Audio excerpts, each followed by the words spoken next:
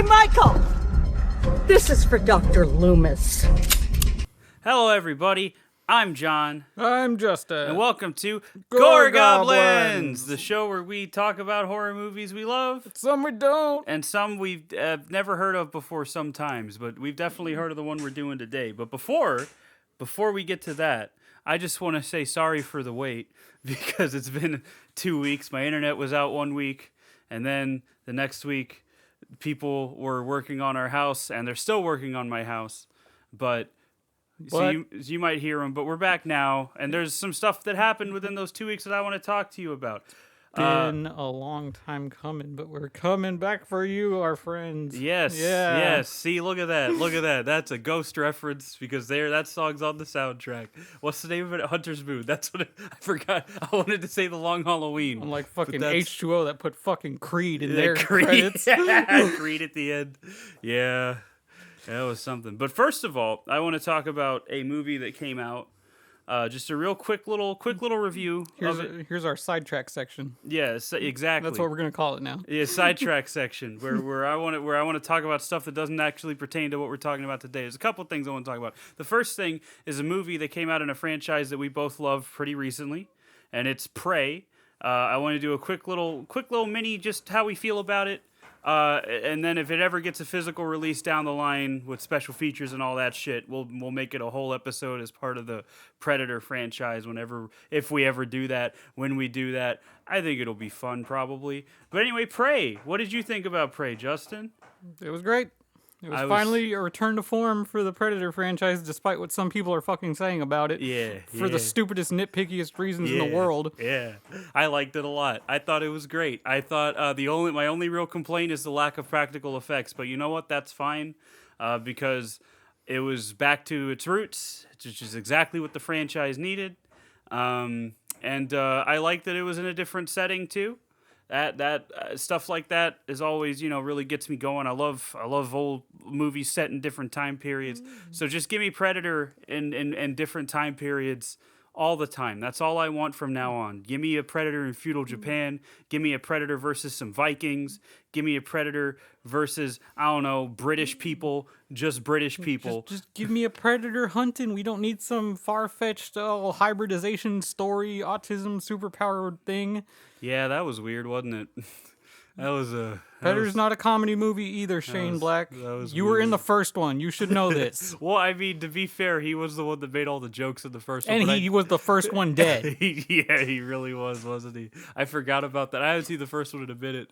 But yeah, Prey was good. I liked all the little callbacks. And I think it was neat. Justin doesn't like how the Predator looked. It was different. I felt that way about the Super Predator and Predators when I first saw his head. I was like, what the fuck happened to you? Did you ram into a wall or something? Yeah. But it's fine. All my Predator figures I keep their masks on anyway, so. You know what bums me out though is I also liked how he looked like a more primitive Predator technology wise, but I also one thing that irks me is I mentioned practical effects. They pulled the Thing prequel on us by filming practical effects for the Predator's face and then just doing it all in CG because that's what they do now, I guess. Because that suit was fully practical except for the face. But like I said, that's a minor nitpick. It's not even enough to change how I feel about the movie because overall, I think this is probably the best one in a while. Yeah. I just hate everyone's little stupid nitpicks. Oh, the first hunt on Earth. Okay, if you're truly dedicated to the fan base, AVP is a whole different continuity to itself. Yeah. There's a whole different tale of stories. So yeah. That has nothing to do with that. There's a lot of murky waters in that canon. For sure. The people calling the Predator weak for getting hurt by that bear. Did you see that bear? Do you know what bears are capable of? Also, he was doing what predators do. He was looking for the most dangerous game, which ended up being, humans, which is it always is. It's always humans. It was his first time on Earth too. Yeah. He doesn't know what the fucking thing's capable of. And he got. Yeah, I guess spoilers. And I appreciate the fact that the Predator got hurt by the animal. Yeah. That shows they learn and adapt to what they're fighting. Yeah, I mean, that's what they did with Xenos and AVP, That's how it is, and I liked it a lot. And don't even get me started on the, oh, why is this little frail girl, blah, blah, blah, taking on this predator with her primitive technologies? Have y'all not watched the other movies? Every predator was taken down by hand-to-hand combat. Yeah, and it's like I told Justin before we started recording. People are acting like Naru just uppercut punched the predator 10 feet into the air because she was more powerful or more stronger or whatever. But like she used her speed, agility, and her wit to her advantage, which is what everybody does when they fight the predator. They have to use their wits more than anything else. I mean, Batman's killed Predator. That's something. Let me tell you. Archie fucking fought Predator. There's a whole Archie versus Predator series, a series of comics. So I mean, Predators could die to anybody. It's whatever. I don't really care. The Predator in fucking Predators, he fought that Yakuza guy in a sword fight and got. Mind you, he killed the Yakuza guy too. I almost said Nazi. That's not the same thing. But he almost killed the Yakuza guy too. But Dutch that's besides in the the first point. movie won by luck. Yeah, that the Predator happened to be standing under the counterweight to his trap. Yeah, because the Predator picked up on the fact like, oh, you're gonna kick this. Okay, you want me to like touch this and then I'm gonna die. I get it. Haha, whatever. Fucking Danny Glover, I don't remember his character's name at the moment. I In don't the second remember one, he killed a predator with his own disc. Yeah, but he also got lucky too. I mean, they had that whole like Predator task force that just got They got destroyed. ripped apart. Yeah, that was rough. But anyway, yeah, Prey. We recommend it. It gets our Gore Goblins recommendation. 2 green thumbs. I don't know. Yeah. I get 2 green thumbs up. Why not? Whatever. I don't know. Somebody make a graphic for that one day, and we'll use it. But the other thing I wanted to talk about is something that I think is very synonymous with horror, and that's death metal. Because I went to a death metal show. I saw a band called Sanguisugabog. That's their name.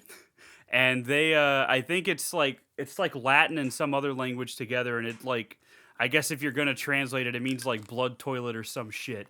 Doesn't matter. Sanguisugabog. That's who I went to see. I went to see them with a couple of friends of the podcast, Kale and Mike. Round of applause for Kale and Mike, everybody. But they're friends of the podcast, and it was them. It was a band called Stabbing, which is a local death metal band. Female-fronted death metal band. They were all right. A little too many blast beats for my taste. I don't really like blast beats that much because I think they're boring. But I hear somebody saying right now, then why are you listening to death metal? yeah, well, I don't like Cannibal Corpse either, so go ahead and crucify me. Anyway, Yeah, take that, Josh. Anyway, we just love to shit on Josh here. Anyway, then after them was a band called Vomit Forth, and Vomit Forth fucking slammed. Oh my god, Vomit Forth was really good. They had these like nasty fucking grooves and these breakdowns that were just like that's when my neck started to hurt, because I wasn't expecting my neck to hurt until Undeath came on later on, but my neck was already hurting with Vomit Forth because they were fucking amazing. Yeah, they were really good. Liked them. And then the next band was a band called No Mas. Amazing drummer on that band. Again, a little too many blast beats for my taste, but I gotta commend the drummer was fucking insane. Like so we saw him at this venue that was very small stage. I could spit on the drummer. Like that's how close I was because we were up front. Speaking of spit, that's what the vocalist kept doing throughout the No Mas show. Like he would like scream or something, and then he'd just like hawk a fucking loogie on the stage, and it was, I hate that. It was gross. So I was like trying to not look at him, and then like I'm paying attention to the guitar player and the drummer, and out of my peripheral, I see Kale looking at him as he just fucking vomits on stage, and I was like, I'm not looking over. I'm not looking to my right. I'm just gonna keep looking at the fucking guitar player and the drummer. And then No Boss ended.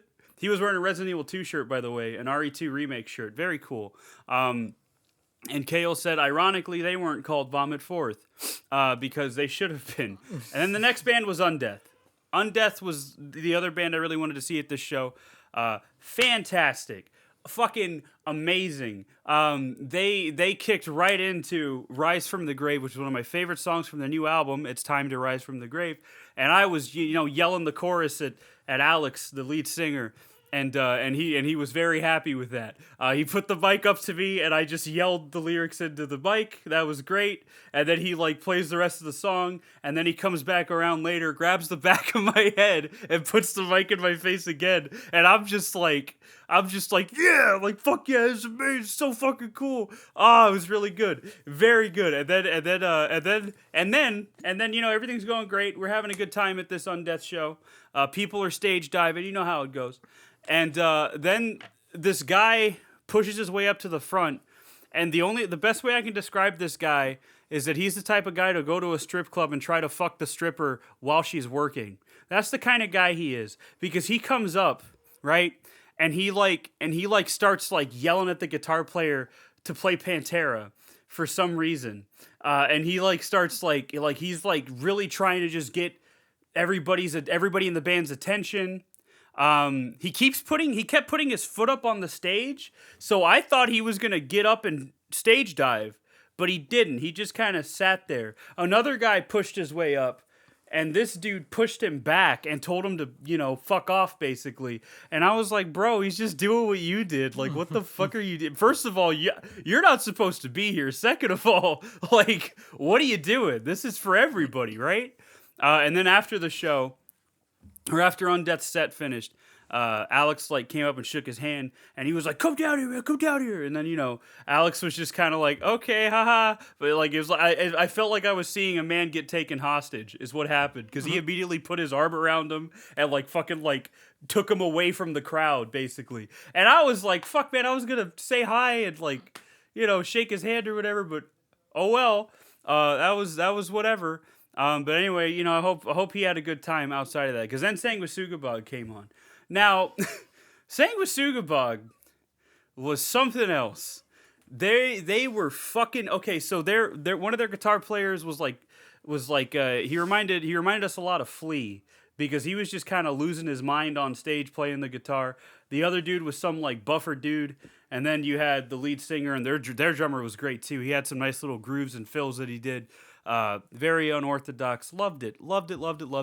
But the main thing I wanted to talk about was that the lead singer had a couple of tattoos on him, right?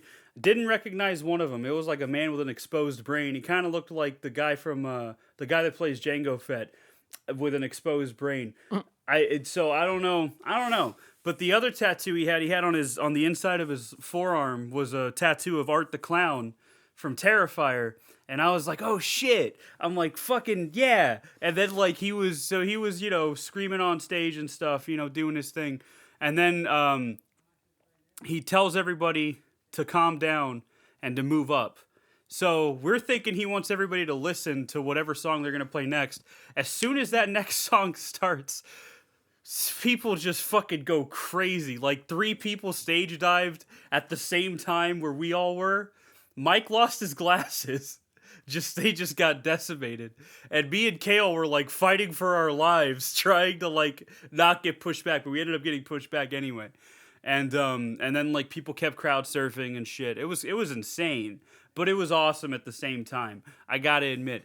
But then in the middle of in between a break, the lead singer was like, his name's Devin. He was like, oh, this song's about Michael Myers fucking killing people. It's called Gore in the Chest. And I looked at Kale, and we just kind of nodded at each other in acknowledgement that this is awesome. And then, like, he played the song. It was fucking cool. Then they played a song called Dragged by a Truck.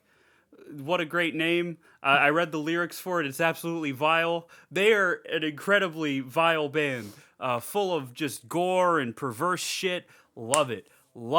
Very horror adjacent. Also, Devin was also talking about how, like, how he was like, he made me think of you actually, Justin, because he was like, yeah, he's like, y'all all look fucking weird. He's like, I like that. He's like, it makes me feel like I'm at home. And he's like, he said, how many of y'all grew up watching horror movies and fucking gore videos and shit? That was me. All the other kids were going to prom or whatever, and I was just at home, just watching horror movies and gore videos on the internet and all this other shit. He's like, so we're all a family here. We're all in this together, man. And then they kicked into the next song, and my neck kept hurting because of all the headbanging. But I instantly thought of Justin, because Justin Justin loves him some gore videos for some reason. Let me tell you. But believe me, the stories I've heard from this man. Now I didn't grow. I mean, I've seen some, but I didn't like grow up watching them. I didn't really purposely search for them like I did. Yeah, I didn't grow up watching horror movies either because my mom was really strict. But like as I got older, I kind of gained an appreciation for them, and I'm glad I did because now look at where we are. I'm here with one of my buddies, and we're talking about things we love like horror movies. And speaking of Michael Myers fucking killing people, boy does he kill a lot of people in the movie we're talking about today. And that movie is Halloween Kills. And that also ends sidetrack section. Yes, thank you, Justin, for telling the audience what they already know, just like Brackett does at one point in the movie. Anyway. You gotta start our segments and end our segments. Do we have to? Yes. Do we have to? Yes. Okay, listen, that's fair. Okay, anyway, so full spoilers for Halloween Kills. You know how it is. We spoil movies a lot because we like to talk about them in general. Guess what? I'm going to angrily say a bunch of shit again like I did last time. Listen. I'm going to apologize in advance. But Halloween Kills came out in 2021. Once again, same creative team, David Gordon Green and Danny McBride both co-wrote it. David Gordon Green directed it. Pretty much all of the old cast, everybody who survived basically returns. We got Jamie Lee Curtis as Laurie Strode. We got fucking Andy Matichik, I think is how you're supposed to say it because that's how Jamie Lee Curtis says it in the commentary. Is in this one. We got Judy Greer as Karen. We got Will Patton as Frank Hawkins. We got everybody here. We also have a nice indie filmmaker named Jim Cummings, who has a nice little role in this movie too. And then we got Anthony Michael Hall as Tommy Doyle, which apparently they tried to get Paul Rudd, and he was committed to fucking Ant-Man, he was committed to Ghostbusters Afterlife. Otherwise, he would have taken it, which is insane to me because we could have seen Vincent Price, Paul Rudd, try his hand at this fucking movie, and I don't know if it would have made it better or worse. I wouldn't be able to take his character seriously. Like if he was playing it the same way, absolutely not. But I actually like Anthony Michael Hall as Tommy Doyle. I think he did a pretty okay job. And then we got what's her name? We got the woman that played Marion Chambers back again to get killed by Michael for a second time, just like she did in H2O. What's her name? It was Nancy Stevens is Marion Chambers. We have Kyle Richards, the original child actress that played what was her name? Lindsay, right? Okay, I didn't want to say something and embarrass myself. I'm glad you covered me there. Lindsay Wallace. Yep. And then we got Charles Cyphers comes back as Sheriff Brackett, but now he's a security guard at a hospital, and he's like fucking 85. He's old in this. He's an old man, but it's nice to see him again as a fan of the franchise, And then, of course, we have James Jude Courtney as Michael Myers again. And Nick Castle also had one scene as Michael in this movie, too, but that scene was cut, and I will talk about that later. But first, let's get our first impressions out of the way. Justin, how do you feel about Halloween Kills? It was fine. It served its purpose. It did not overdo what it meant to. Everything was clear about this movie in the title. Kills. If you came into this movie looking for some continuation of the deep story lore bullshit, then you came with the wrong expectation. This was just about Michael being pissed that he got. It's like he just wanted to escape, and this doctor brought him to Lori, and then they had to fight, and he got hurt a bunch. Yeah, so now he's mad. He's very mad in this one. And again, like I said, with 2018. You can criticize a movie all you want and have your own opinions, but I can't stand when they're just so stupid. Yeah? Like how so, Justin? I'll hand you a shovel so you can dig yourself a hole, all right? Just... if you're watching Halloween Kills at this point, you know what these movies are. You know what Michael's about. Don't come at me saying it's unrealistic that an entire fire department got taken down by one guy. Oh, First of no. all, firefighters are firefighters, not people fighters. That's Have you- that's a clip for the highlight reel. People fighters. I love that. Have you ever worn firefighter gear? It's heavy. And hot. It's And very hot. heavy and hot, yeah. I have. You cannot move around in that shit. And you're gonna sit there and tell me that these firefighters are gonna watch this gigantic man of a monster walk out of a fire holding a pry bar and be like, yeah, I'm gonna fight that dude. Like one side note about that is that those were all real file fighters. They You were still all said file fighters. yeah, they were all real firefighters is what they were. And that's pretty neat. And a lot of the hospital staff were real doctors and nurses and shit. David Gordon Green just pulled a lot of people, like this in the surgery scene where they're cutting up old Jamie Lee. That was a real surgeon that was working on a prosthetic stomach. Of course, it's prosthetic. They didn't actually stab Jamie Lee Curtis and perform surgery on her. That would be commitment to the role, right. But they did not do that. But yeah, that's about how I feel. I remember in my initial Letterboxd review of this, I think I wrote that the subtitle should have been Halloween Michael's fucking pissed, because that's what I got out of this. Is he's like, okay, so one of the things about this movie is I knew that it was the middle movie of a trilogy, so I wasn't expecting it to have a resolution. Because when they announced Halloween Kills and Halloween Ends at the same time, I was like, okay, Halloween Kills is probably going to set up the finale then.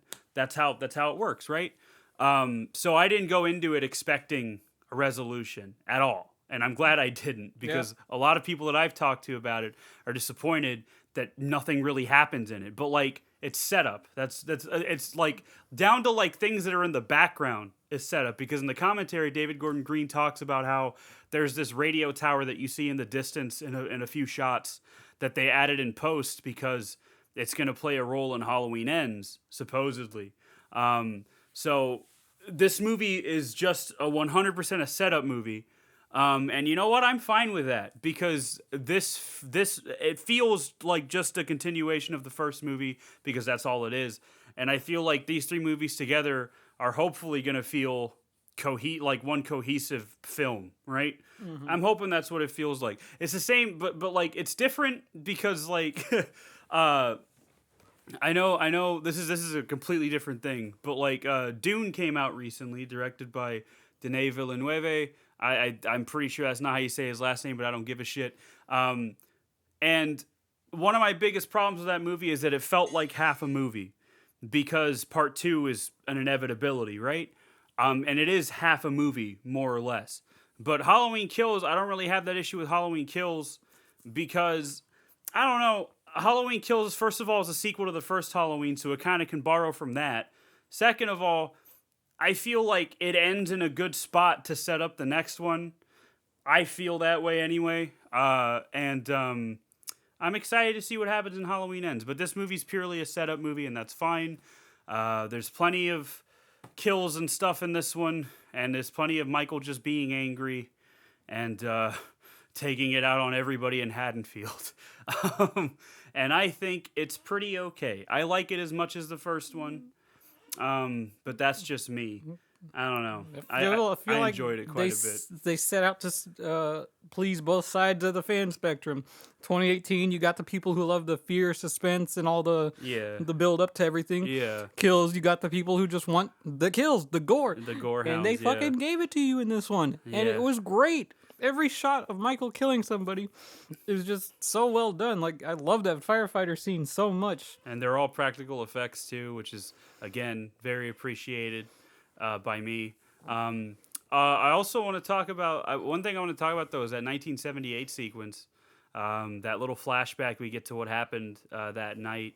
I thought it was gonna bug me when I initially saw the movie in theaters, and I saw 1978 pop up. I was like, oh man, I'm like, they're gonna. I don't really want them to explain too much here, but I feel like it's a nice little like flashback. I like the dedication to making it look like it was filmed in 1978. I like the dedication to making Michael's mask look as close as possible to the original mask.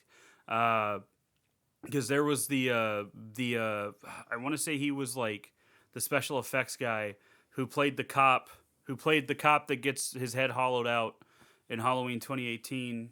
He's like the special effects guy for Halloween and Halloween Kills, and he was talking about like how he went through a bunch of production photos and a bunch of like watching the movie over and over again to get the details exactly right, down to like how the hair looked and how like disheveled it looked in certain shots and shit. And I appreciate that a lot.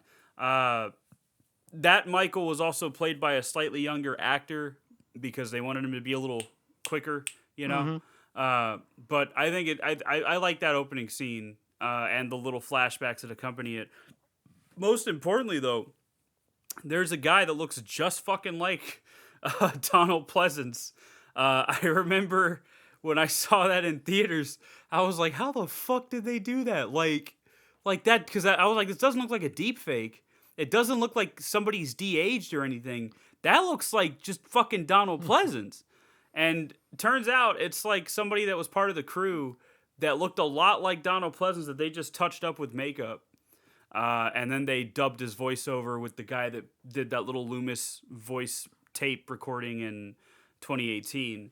And I think it's very convincing. It's very good. And then my favorite part of the 28 that 78 sequence though is that crane shot that emulates that initial shot in the first movie when they find Michael in the clown outfit and his mom's like, Michael, you know, and there's just a little crane shot going His up. sister?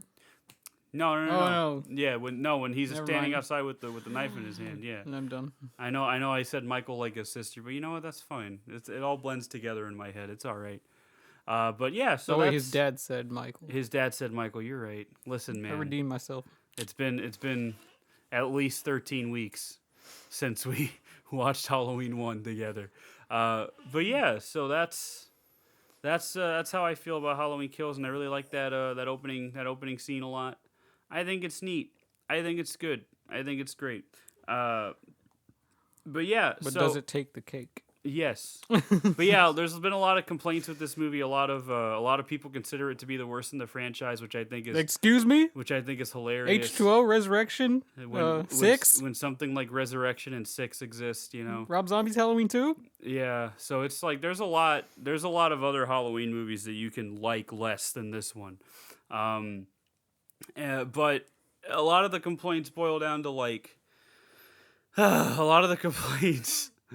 boil down to it not going anywhere and you know, stuff like that. Character stupidity. The character stupidity, A which, stupid underlying message that Yeah. I'll talk about later. yeah, it's a lot of dumb shit. I think like, I don't know, man. I didn't walk into this movie expecting anything more than just a Halloween movie. It's like I said, if you watched 2018 or any of the other ones, you knew what the fuck you were getting into with this one. Yeah. So I understand how you can complain about it, but I don't understand your logic to complaining about it. Yeah. Like, I mean, there's little things I don't like in this movie here and there, but I knew what I was getting into when I watched it, so I'm not going to overly criticize it. It is what it is. My mom, being the Michael Myers defender that she is, when I told her that the general plot was Michael just trying to get home, she said, well, see, they should have just let him go home. And I'm like, Mom,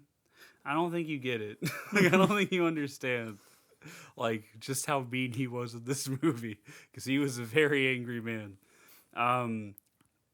But yeah, that's the bulk of the complaints that I've seen are it doesn't go anywhere. But like, there's a lot of movies that don't go anywhere that are also really good. Like Empire Strikes Back doesn't really go anywhere in terms of where the characters end up, because they start out pretty hopeless and they end up pretty hopeless. Yeah, it's like exactly like that. I never thought about that. And then they. But then everyone they, holds that as the best fucking Star Wars and then movie in they go into existence. Return of the Jedi. Well, I think what carries that movie is the characters, personally. But that's for another time. What carries this movie for me is the music, obviously. Oh, yeah. I like the characters. I think, yeah, there's stupid character moments, but like, if you saw Michael Myers in this, like, if you saw Michael Myers coming at you, I'm pretty sure you would be paralyzed with fear. Like, I can make fun of how characters react to stuff all day, but at the same time, I know if somebody broke into my house, I'd probably freeze up. Exactly. That's what I was talking about with my mom and brother one night while we were out eating. I was like, of course they didn't all attack at once. The normal human capacity, when you see something that is a threat to you, you either are gonna run or freeze.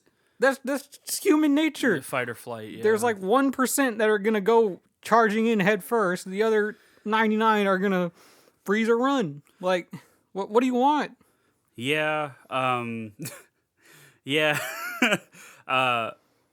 Yeah. Stupid character moments aside, I think they were all pretty alright in this.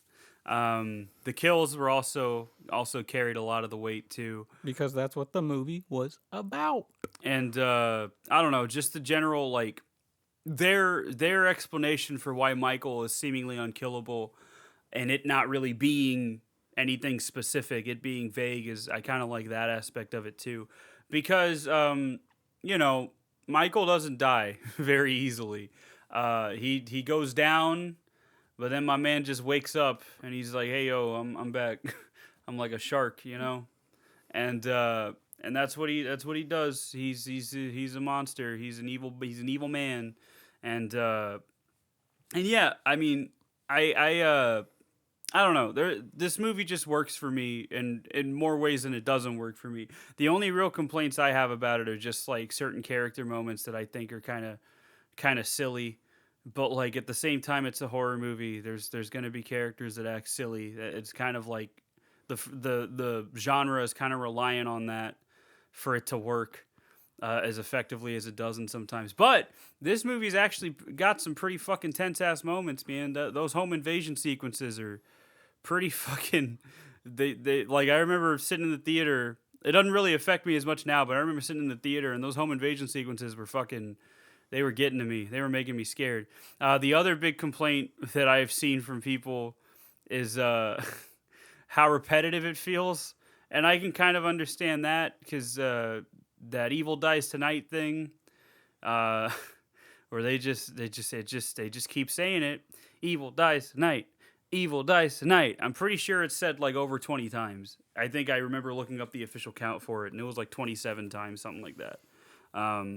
But you know, I mean, at the same time, have you seen a mob of people? Like they're gonna say the same thing over and over again. Say. Like this whole movie is just about the chaos that Michael makes. His indirect and direct impact on this whole town. What just him being alive has done to them.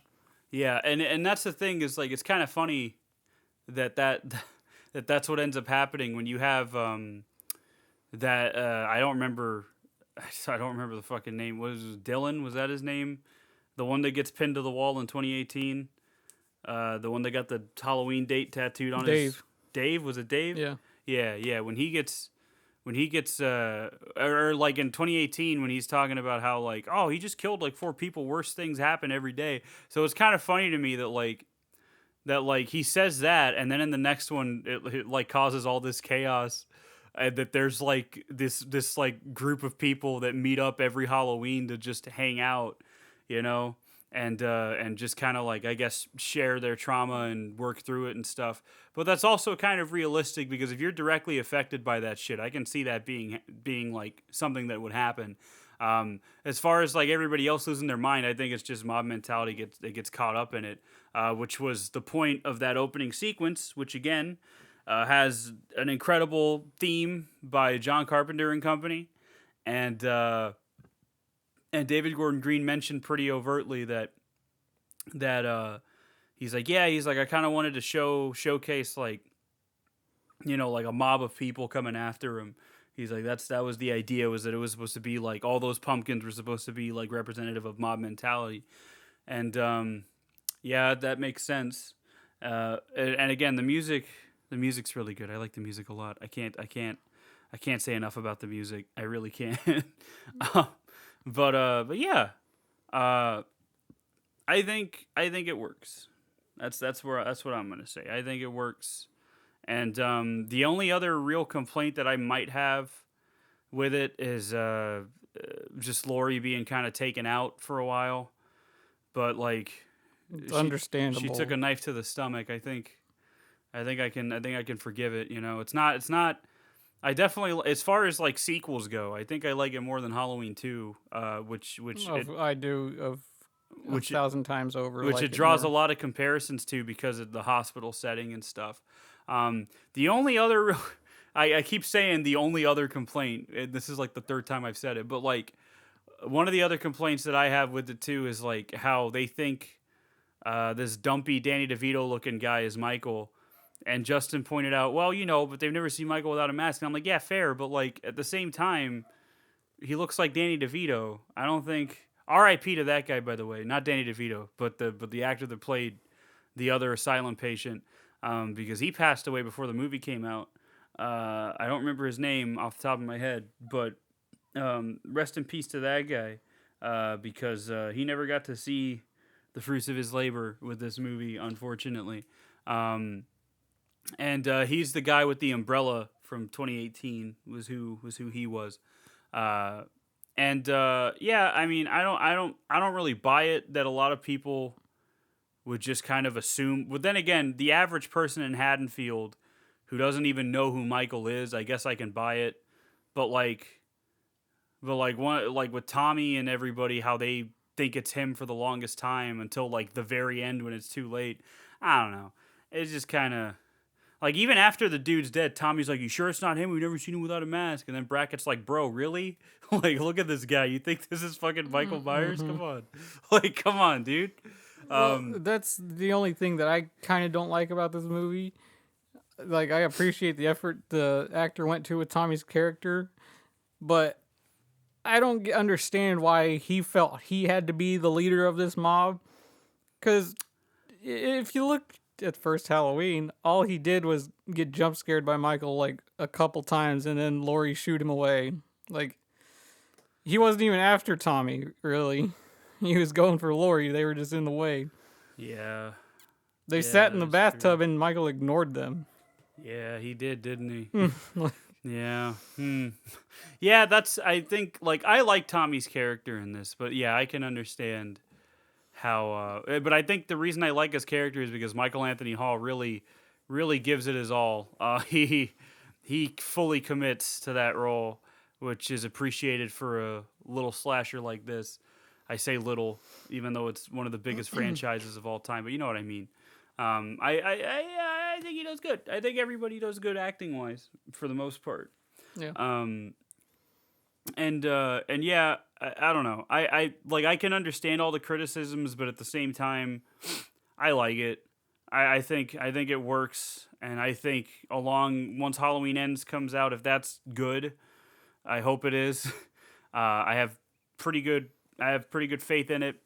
If that ends up being good, I feel like all three of these can just be like, all four of them from Halloween 1978 to Halloween Ends. I think will be a nice little quadrilogy of movies, and that's super cool. I like that.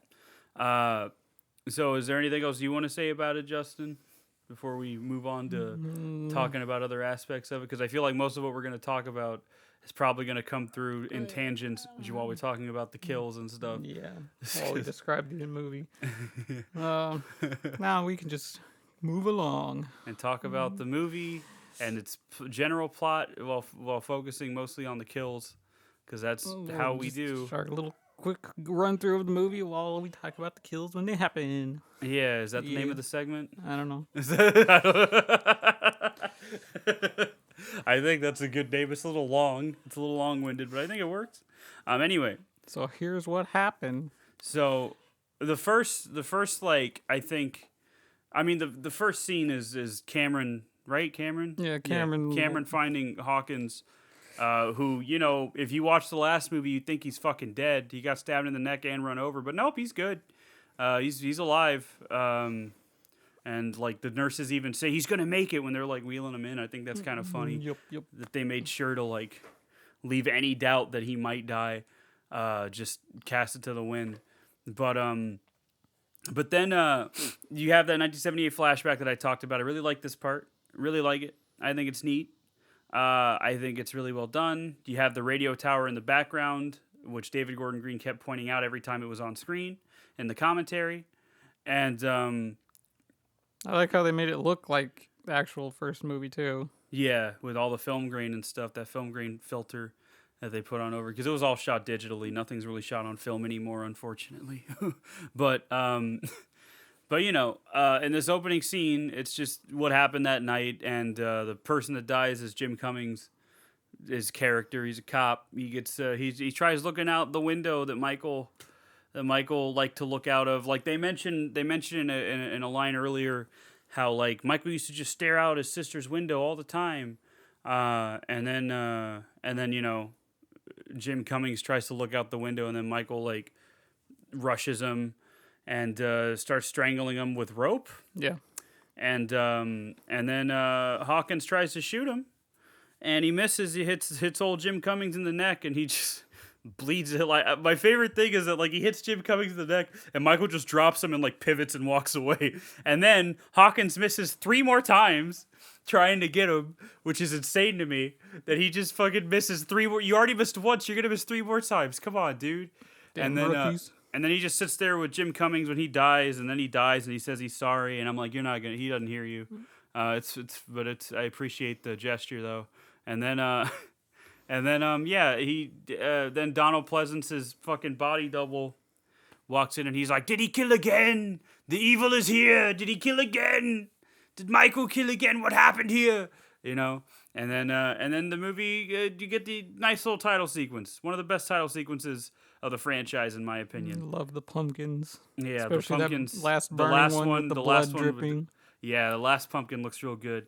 Oh, it's so good. I can't wait to see what it's going to be at Halloween Ends. Woo! I'm getting hyped just talking about it now. But then the movie goes to...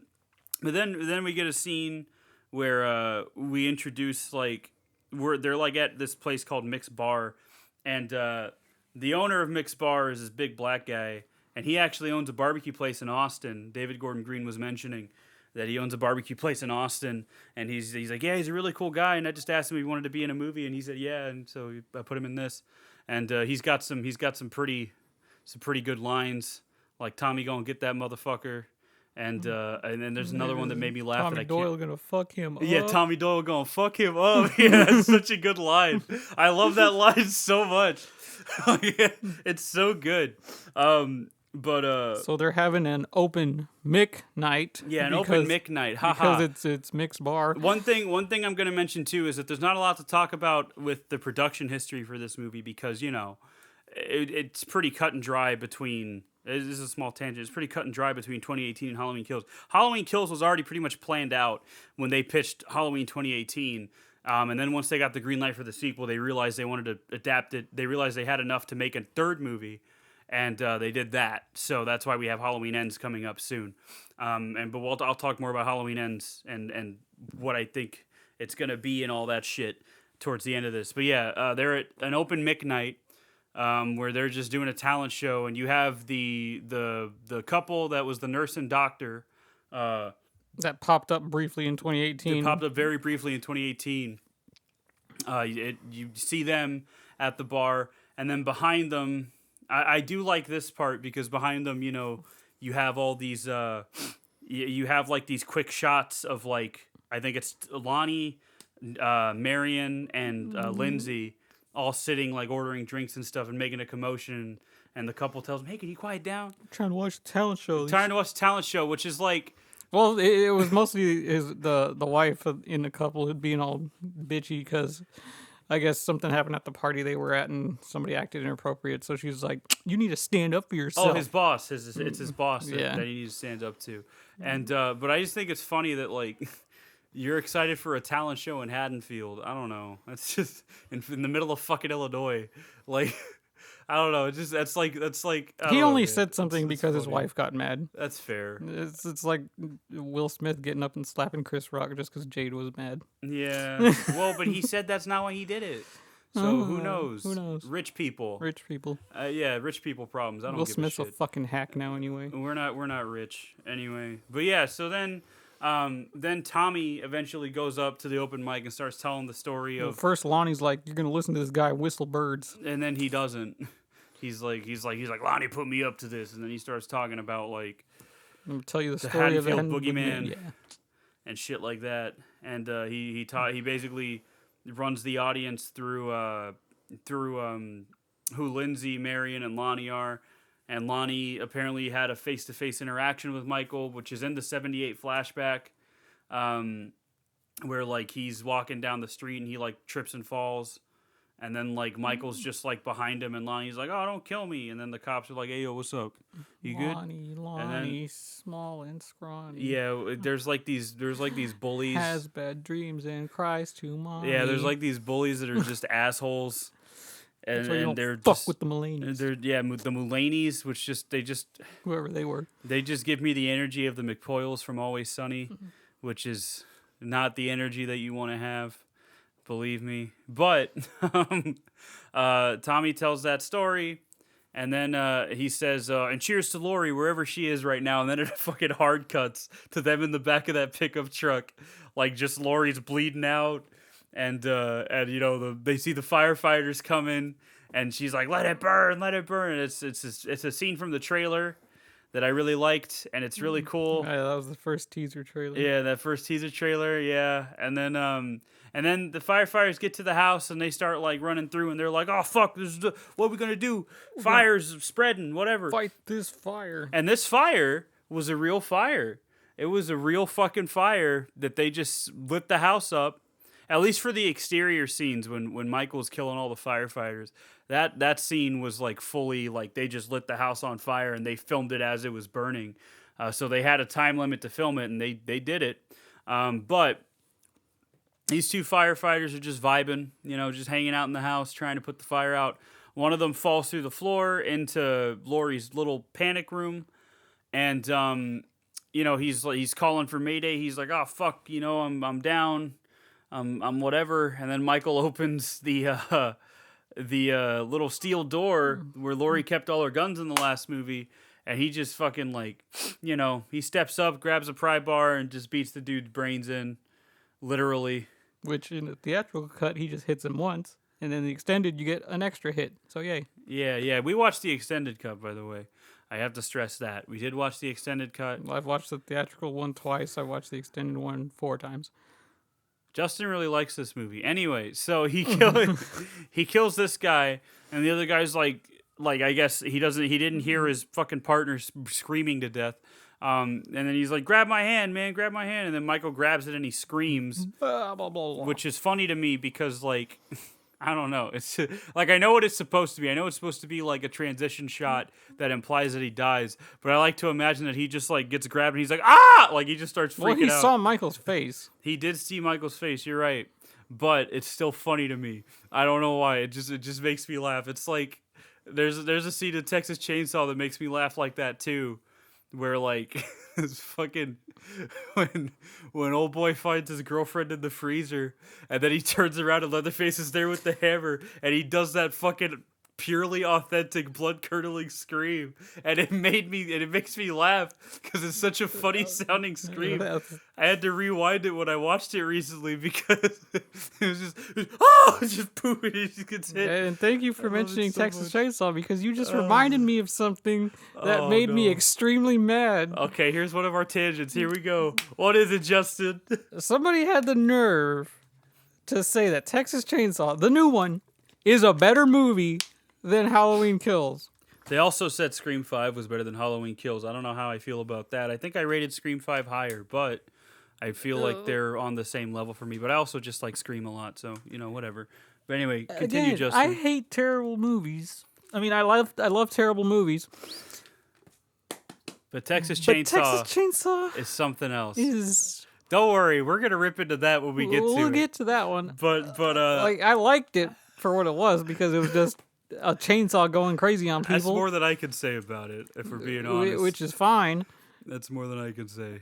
And really, it was just a ripoff of Halloween Kills, if you really think about it. It was, I mean, it was a ripoff of Halloween 2018. It's the same thing that, like, Scream 5 did, but at least Scream 5 was self-aware about it. I don't know. Anyways, So that really annoyed me to see, but Yeah, no, this movie's better than Texas Chainsaw Massacre. I'm sorry, it's much better. But anyway, where were we? He steps out of the burning house in which is a great shot. in a really cool shot. One of my favorite shots in the movie because like it's such a good visual metaphor for like how fucking angry he is. I don't know. Like whenever I see that, I can just see, oh, Michael's fucking mad. He is beyond angry.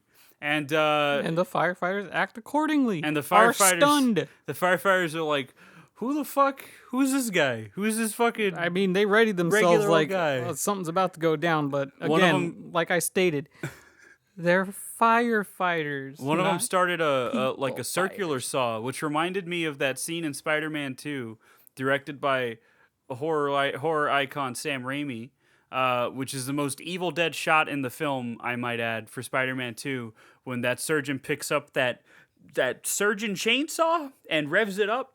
That's what I think of every time the fucking firefighter starts that circular saw. I don't know why. Because it's not a concrete saw.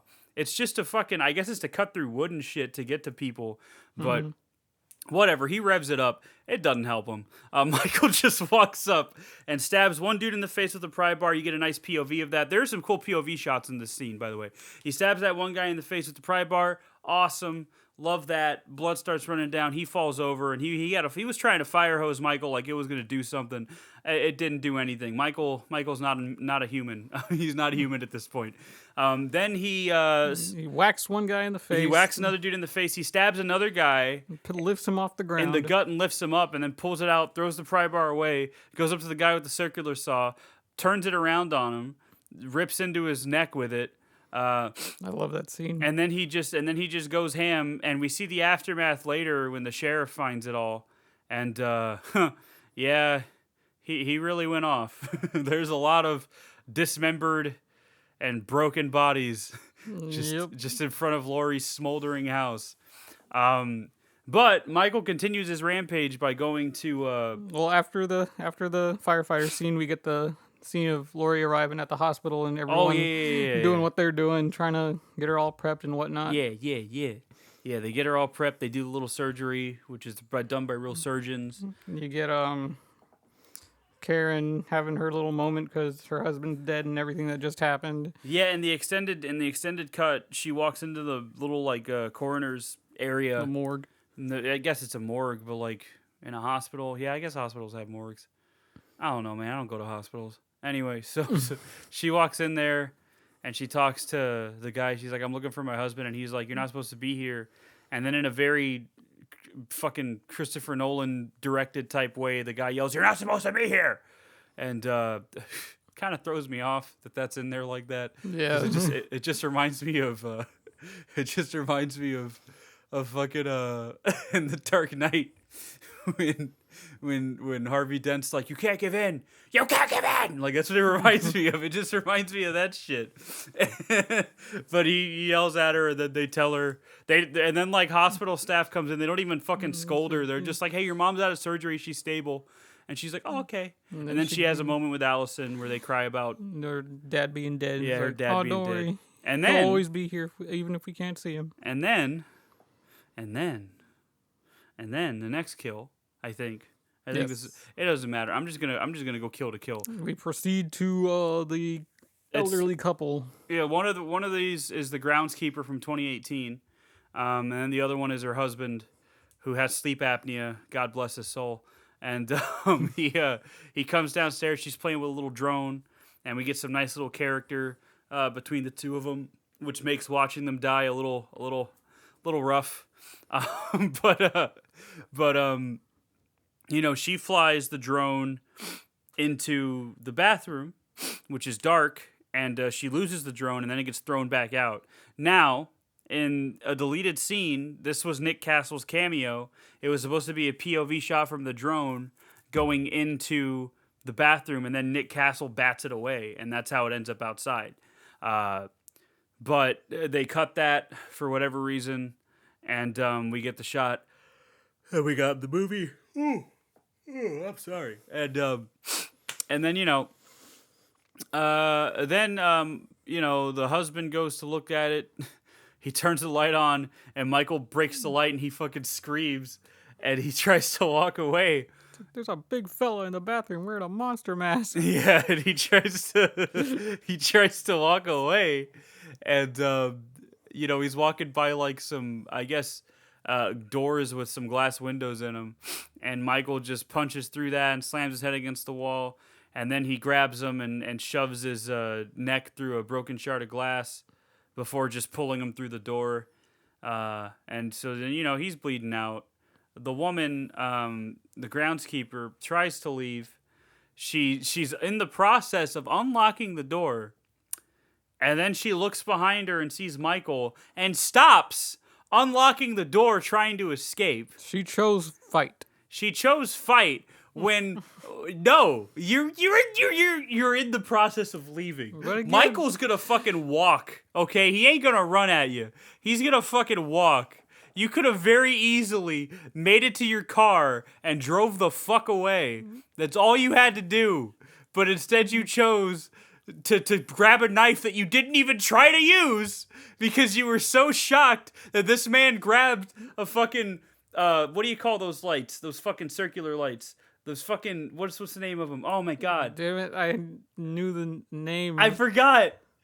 It's those tube lights. It's halogen, right? They're like halogen lights or some shit. Something like Halogen. that. Fucking, this is gonna bug me. Hold on.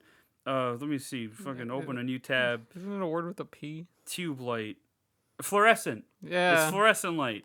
See, you said it's an F. F. But I was thinking PH. Go off, sis. It's fine. It's a fluorescent light, and he breaks it, and just again. She didn't even fucking try. Like, she didn't even try to put the knife up to block the fucking light. She just gets stabbed. Well, I'll just give it the fight or flight's a split second of shiz, and she chose fight in that 1 second, and then realized she made a mistake. And I remember in the theater, there were people going, ugh, because it was like that was, it was when this kill happened that I realized, oh, this one's going to be rough. This is going to be a rough one. And, he, like, fucking twisted in her neck, and I'm just like... Ugh. You hear the glass breaking, yeah, too. you hear the It's fucking like, glass God breaking. damn.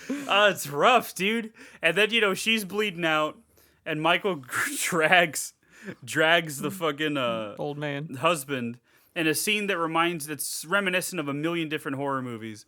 He drags him away and fucking lays him over a table, bends him over a table, and then he starts just stabbing him with knives. And again, I have to invoke Rob Zombie here. I almost said Robert Downey Jr. for some reason. I have to invoke Rob Zombie here.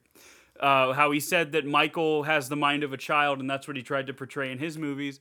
And yeah, when he's stabbing him, he kind of like has this like childlike wonder of like what he's doing. And David Gordon Green talked about this too, where he said, he's like, with Halloween 2018, he's like, I tried to adhere to like the rules of the franchise, right? Like what you can and can't do. He's like, with Halloween Kills, I wanted to push it a little bit. So you see Michael working, quote unquote. He's like, I wanted to, see what I could get away with, basically, and see what could work and what didn't work. He's like, and then you have that scene later on in the movie where he's walking around without the mask, and it's a very extended scene where he's walking around in like Michael Myers kill mode without a mask, and he was mentioning how like stuff like that we really tested like how much of him you see and stuff like that. So this is him working, trying to find the right knife. He stabs about 5 or 6 in him before finding his nice little butcher knife, chef's knife, whatever it is, and then he leaves to go kill some more.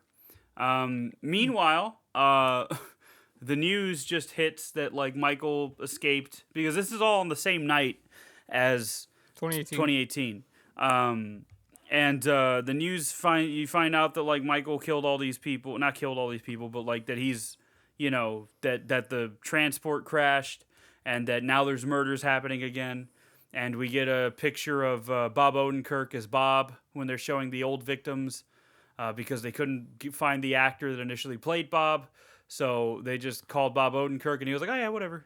And Bob Odenkirk of Better Call Saul, Mr. Show, Breaking Bad, all that shit. Love Bob Odenkirk. Love him. It's kind of weird that how much he looks like Bob in from Halloween, but that's besides the point. And we get and then like the couple that's the doctor and the nurse realize that one of the more recent victims was their neighbor, so they get in their. She gets the nurse gets in her car to drive away, and old Umbrella Man's in the back, and he moves, and she freaks out, and then that's what begins this mob mentality shit. Where Well, it's because they flashed the 2 images of the 2 patients confirmed of the 2 not patients, yeah. counted for in the wreck, and one of them's the fat stumpy dude, and the other one's Michael. But again, these people don't know what the fuck Michael looks like. So, yeah, but like I don't know. The stupid people, small towns, I know. are gonna panic to anything. But like so, he's not Violator from Spawn. He's fucking Michael Myers. No, I Like, get like, that. I'm not defending their stupidity. I'm just explaining their stupidity. They're just gonna panic. They see, escaped victims, murders. Oh, this must be. I mean, not escaped victims, escaped mental people. Oh, I saw one. That must be Michael. Yeah, mental patients. Yeah, asylum patients. Yeah. Yeah. And So then she panics, runs to tell her husband, and is like, "What do you mean, go get him? I'm not gonna go get him." And then Tommy grabs old Huckleberry, and that's when we get the owner of Mixed Bar saying, "Tom will gonna fuck him up." Great line. And this is my other little, just, I guess you could just say, is cringy to watch, and I hate using that stupid word. I don't know, popular language is just fucking bother me. Just speak normally, damn it. I mean, cringe is a normal I word. know, but the way it's used now is just fucking ridiculous.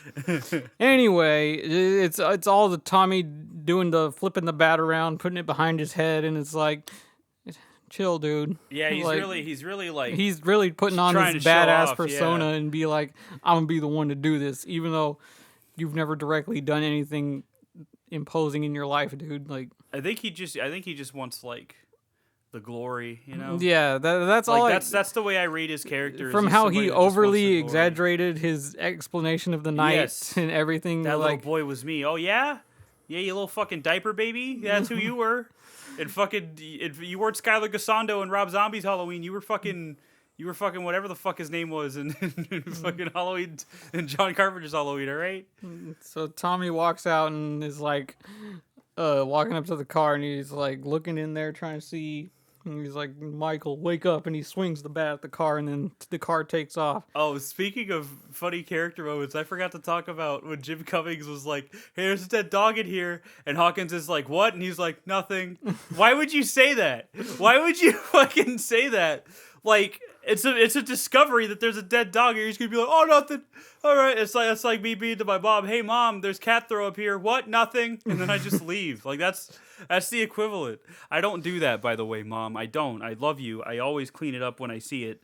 Sometimes it depends on how early it is in the morning. But anyway, yeah, then eventually Umbrella Man panics and tries to drive away. Which just should have been the other sign, because Michael is an excellent driver.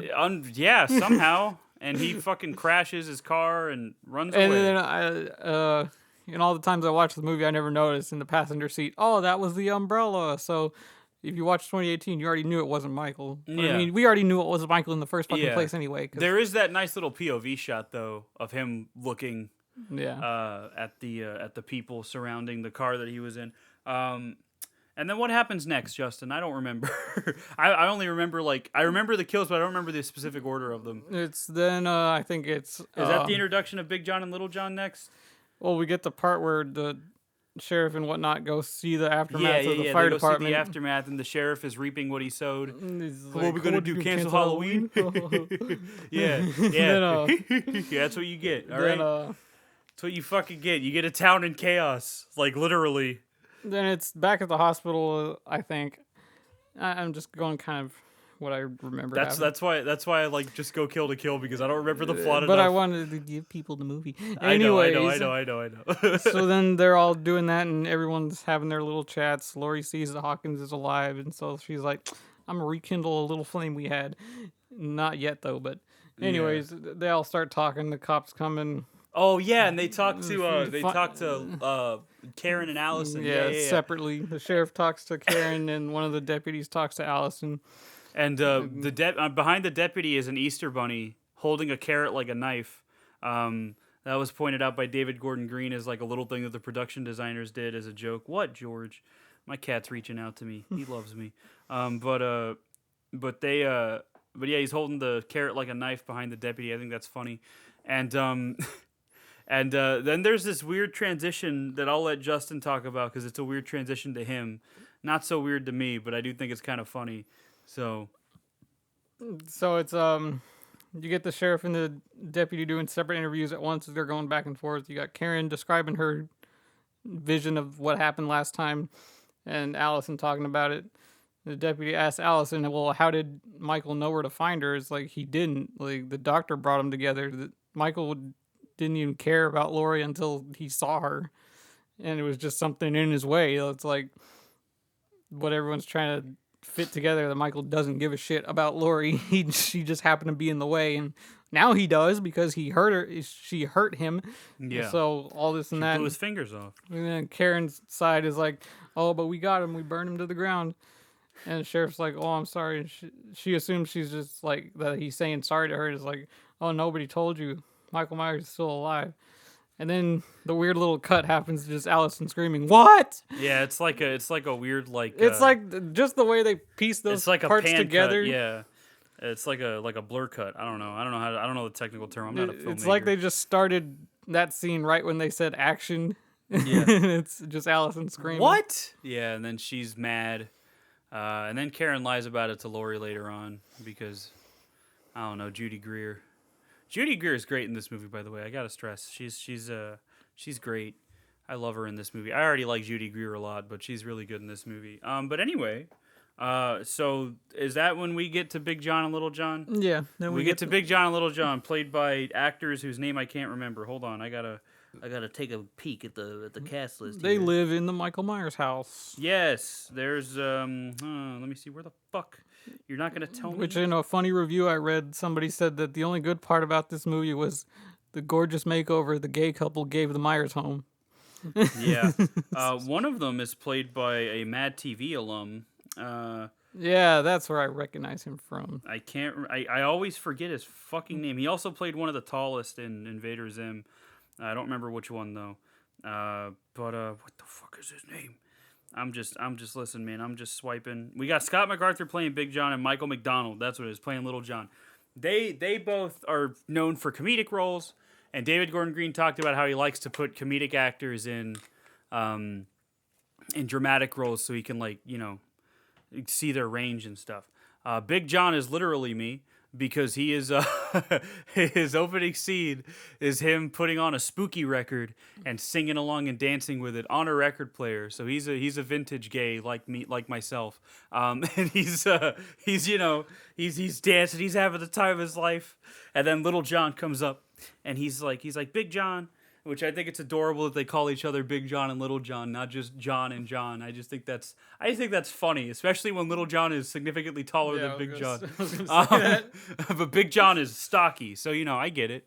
And then so you have like a nice little character moment between them, and then like they get a like Little John scares Big John. One thing about this movie too is I think it has a little one too many jump scares that are fake outs for my taste, but whatever, I can overlook it. But Little John fucking scares Big John, and then they hear a knock at the door, and it's trick-or-treaters, and it's these little fucking shithead kids that I hate.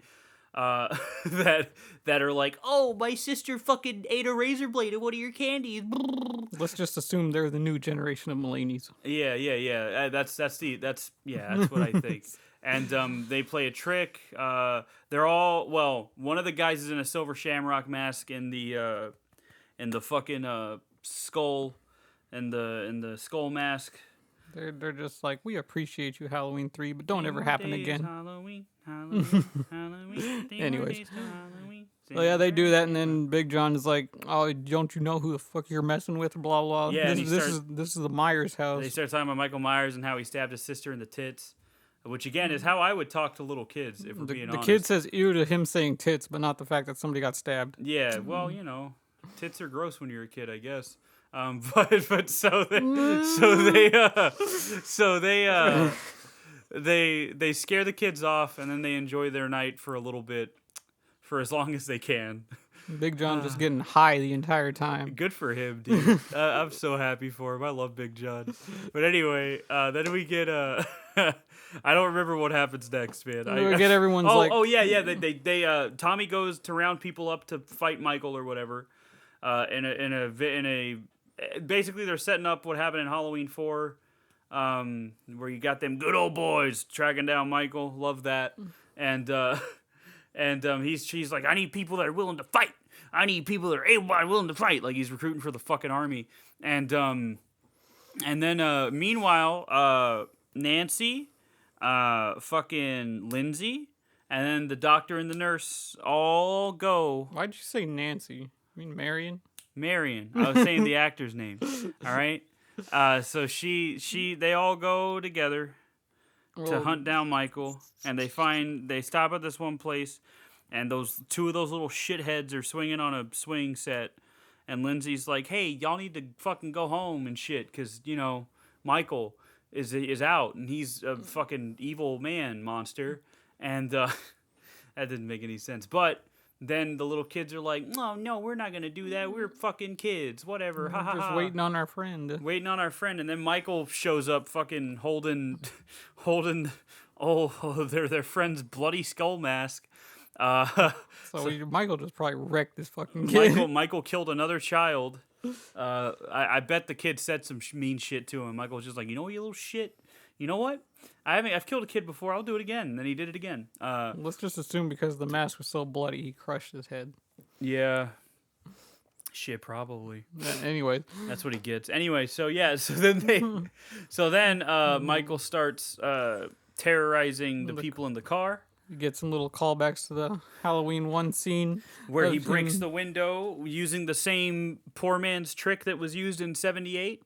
Of him breaking it with a wrench on his hand, and it's a cool effect. And then after he breaks the glass, I'm sorry. After he breaks the glass, he grabs Marion by the hair, and I thought he was about to just fucking cut her head off. I remember seeing it in theaters. I was like, oh, he's gonna cut her head off. That's what he's doing, but he doesn't. He just grabs her. And then, the nurse or the guy dressed as a doctor tries to pull her out or pull her back in. And then, Michael rips some hair out. And then Which sounded really painful, too. Marion has been shooting and keeps shooting, misses Michael every time. So, she's like a fucking 70-year-old woman. What do you expect? And then Michael... and then Michael comes up around the fucking driver's side door, and she's in the passenger seat, and she's like, hey, Michael, this one's for Dr. Loomis. And then Michael's like, who? He's like, I'm 60 years old, lady. I don't fucking know who Dr. Loomis is anymore. And then he just stabs the shit out of her and kills her. I'm sure that's the only person Michael legitimately remembers. Probably. But anyways. Who? And then he stabs her to death, and then she dies. A very tame death. I expected her to go out a lot harder, but she dies a very tame death. Old boy in the doctor outfit, though, he does not die a tame death. He tries to choke Michael with a fucking prop stethoscope, and Michael's just like, really? He didn't even wrap it around the front of his neck. First of all, he's like, really, man? He's like, you think this is gonna do something? He stabs him in the eye. He stabs the knife under his eye. Makes it poke out. A very gross practical effect that made people squirm when I saw this in theaters. I was even like, oof, that's rough. And it was shot in reverse, by the way, in case you didn't know that. And it was all practical, baby. It was really fucking cool. Ooh. I think, it was really nice. It was really, really good scene, great moment. And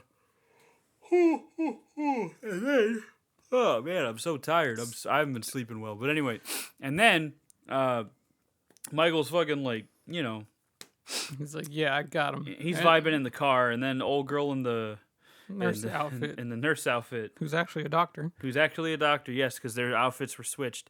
Tries running up on Michael holding a deagle, and she horrible aim once again. But she stated that she shot this shit before, so she knows what she's doing. Yeah, she knows what she's doing, but she's just a terrible aim. Misses every shot. It's like me when I play Halo on an off night. I know what I'm doing. It's SWAT. And then I fucking get killed 15 times and lose the game. But she's shooting. Michael kicks the door at her, and the gun flips back, and she shoots herself in the face. Which is a kill that people had issue with because, oh, that's so fucking stupid, blah, blah, blah. I rolled my eyes, and somebody behind me said, "What the fuck?" Like, People, guns have gone off in stupider ways. And this dumbass probably still had her finger on the trigger. So when the gun flipped around, she just shot.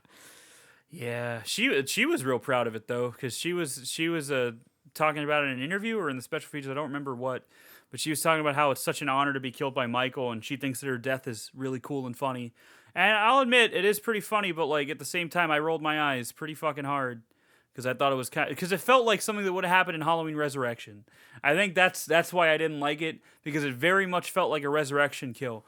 But as many of like Halloween 2018 was full of homages to the other movies, so I can kind of overlook this. Speaking of the other movies too, I forgot to mention that when Tommy's talking about the terror that Michael caused, I would have liked to imagine like how weird it would have been if he had just like gone off on this tangent about, oh, and in some parallel universe, I look like Paul Rudd, and like there's like this thorn shit. It's really weird, but that's not the timeline where like I wanted like some stupid like it would have been funny to have some stupid acknowledgement of that. But honestly, I would have rolled my eyes in the theater if it had happened. So like it's just a funny thought I had if he had just gone off on a tangent about like parallel universes and shit. As hot as multiverse stuff is now, you'd think. But anyway, he successfully kills all of them. Lindsay comes up to them with a fucking bag of bricks, I guess, and tries to hit Michael. And Michael's like, no, and fucking choke slams her against the thing. She starts to take his She tries to take his mask off, which is his one weakness, obviously. And he's like, oh, fuck, my mask, my face, whatever. And then she gets away. She goes near water that is alligator infested in real life. They had to have like people from that like knew the area to watch for gators just in case. And then Michael, she survives her encounter with Michael. She also broke her nose while filming that fight scene with Michael, but did not tell anybody because she didn't want to like lose her role or anything. She was 100% committed to the bit. Good for her. She gets a commendation, Cool. So what happens after that, Justin? After that, I think it goes back to the hospital. Yeah, move us along. Da-da-da-da-da. We're just two casual dudes talking about a movie that we just watched and we can barely remember. Yo, my life right now is just sleep, dishwash. Yeah. Well, sleep for like 2.5 hours every night because, fuck rest. Insomnia. But yeah. Anyways. So enough about Justin. I think it goes back to the hospital. Tommy goes there because he finally figured out where Lori was, blah, blah, blah. And this is after Karen lied to Lori about them killing Michael. And then Tommy rushes into her room and it's like, oh, they killed fucking Marion. Oh, and then well, first before that they find Marion's body and we get the classic Michael setting up bodies. And yeah, Michael posing bodies. Love that he does this. He's a silly little boy. He's a goofy little man. I love him. He fucking puts them all in silver shamrock masks. And that's when they find Lindsay to... that's why they go to the hospital. To take Lindsay there. Yeah, to take Lindsay there because, they find Marion strung up. Keep saying fucking Nancy. Marion strung up in the witch mask. The nurse, the guy dressed up, the doctor dressed as the nurse has the pumpkin mask. And the doctor dressed as the nurse has the skull mask. The nurse dressed as the doctor has the pumpkin mask. The point is all three silver shamrock masks are there. and they're like on a little merry-go-round. It's real cool. And Michael spread candy around everywhere. Like, he just made the scene. Yeah, Michael loves to prop people up. I love that about him. He's just so... So then, he's an artist. Then that's when Tommy goes to the hospital and antagonizes Lori and is like, oh, he's still alive. And he's like, fucking Karen, why didn't you tell her? Yeah, and then at that point... this is where Tommy starts riling everybody up. Evil dies tonight. Evil dies tonight. And everybody's fucking saying it. Brackett's saying it. Everybody except the sheriff who's like, hey, yo, what the fuck? No. The vigilante justice doesn't work, bro.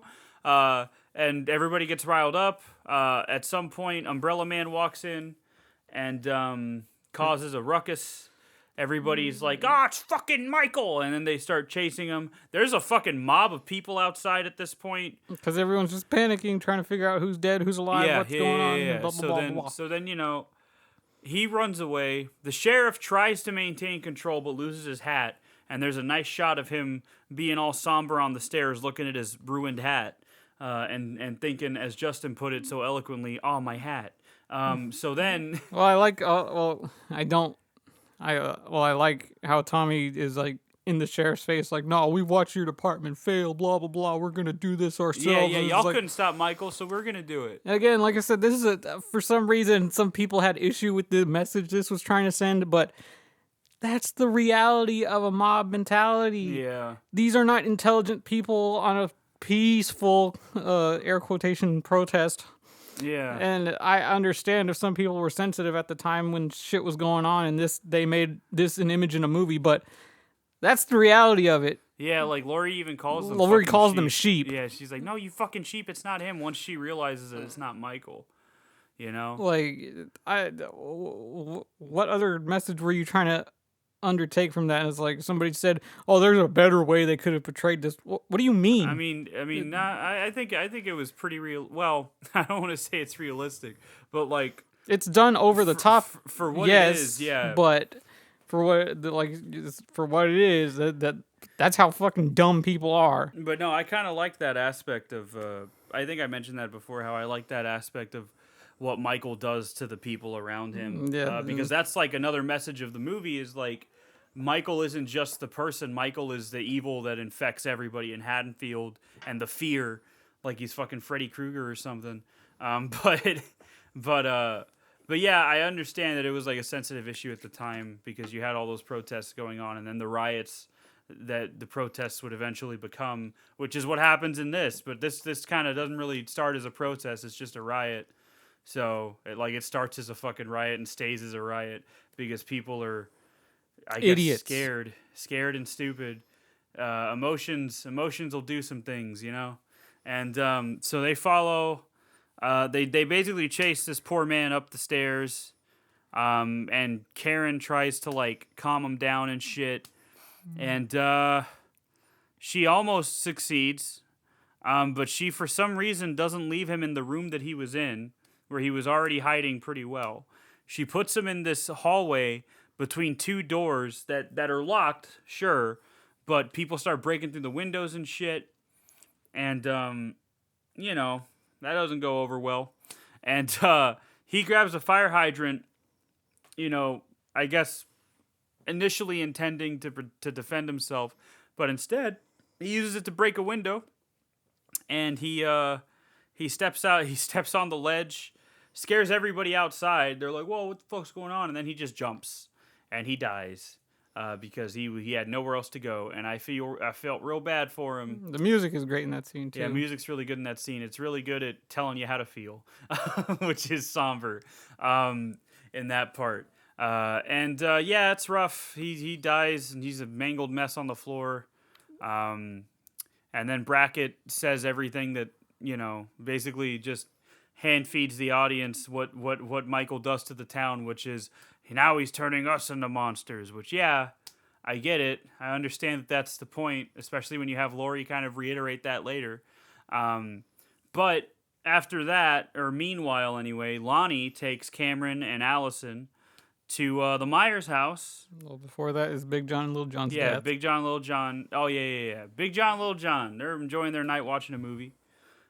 Just having a good time. Big John, high as fuck, eating some honey, then he gets all sad because he's like, "My mom kept bees before she died."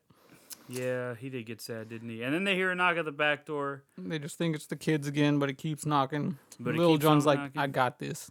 Yeah, Little John's like, "I got it," and then he didn't got it because he leaves the door open when they hear a knock at the front door, and they go check, and there's nothing there. And then Little John comes back around, and he sees that the door is now wider open, more wide open. Bloody handprint on There's the a door. bloody handprint on the wall. Michael's bloody fucking Three hands finger, left. Three fingers left. 3-finger handprint, and he There's something in our house, and it's not a kid. Yeah, and then there's a really tense scene where they're looking for Michael, and they keep doing this Marco Polo thing where it's like they keep saying Big John, Little John, Big John, Little John to each other. And then Big John goes into Judith's old room, doesn't see anybody. Then he walks into the study first where he had the record player and everything. Nobody's there. Then he walks into Judith's old room, and then Michael stabs him in the armpit. It comes out of nowhere, by the way. Stabs him in the armpit. And then he spins him around, and then in a great practical effect, it fucking gouges his eyes out.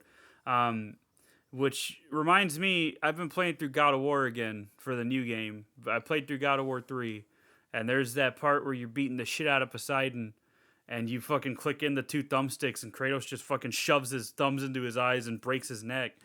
And I'm just like, yeah, that's what that reminded me of. But it's a really good practical effect. Like, the eyes pop out and shit, and it's real gross. And he kills him. And then Little John comes up, and he's like, oh no, Big John, you're dead. And then he sees Michael looking out the window of the old window that he used to look out of.